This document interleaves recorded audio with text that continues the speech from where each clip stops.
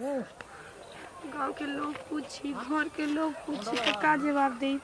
नतिया तो करे गई सब कुछ कह दिलस। अब बोलने की लड़का हो तो छोड़ के भाग गई हमरा के। हमरा एकदम धक धक धक धक बतावा हो ई लड़का का अभी कोई अपन लड़का के फेंकेला लेकिन हम मजबूरन फेंकतानी। हे भगवान जी हमरा के माफ कर दिया। हमरो मजबूरी बतावे तो ऐसा करतानी ना, मजबूर ना रहती तो ना कर सकत रही।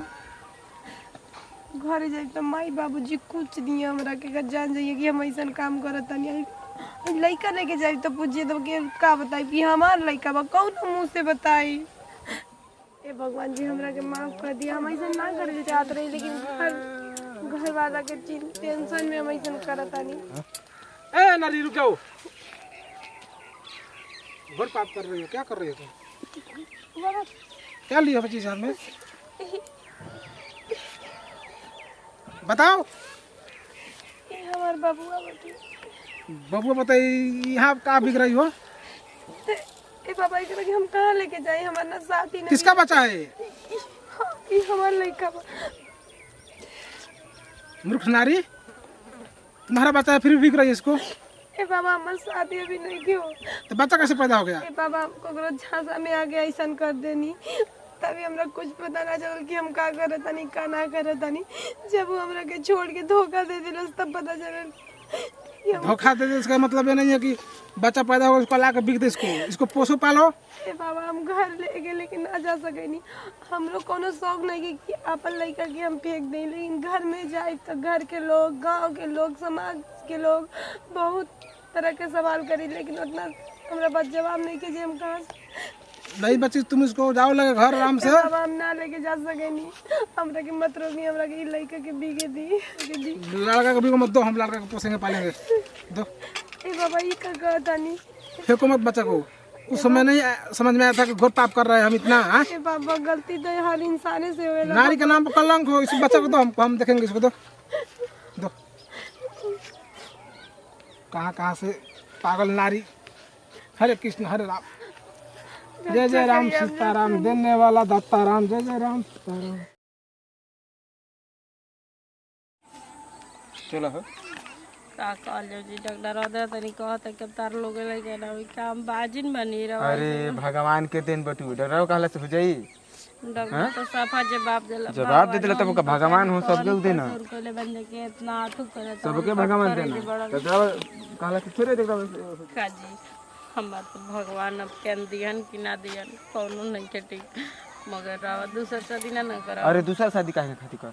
हां तू बटले ना बालू। रावा भुला तो अरे सब कर दुनिया देखे के पटुआ बाल बच्चा के चक्कर में रहा भगवान के चलो भर देता है तो ये भी हाय धतिया हमके हाय राम हम बहुत गलती कइनी, हम हाय कैसे मरले वाला हम चल चल चल हाय डबल वाम देनी ये ना कहला। हाय हाय पगरिया दादू गवन हम दे गवन हाय दा हाय धतिया हम लगता हाय दा हाय हमके मचाई। चल हम चल चल, दिमाग खराब मत करो, भिक्षु ना मिलो। दिमाग खराब मार के सुनो तेरा पीछे खराब कर दे।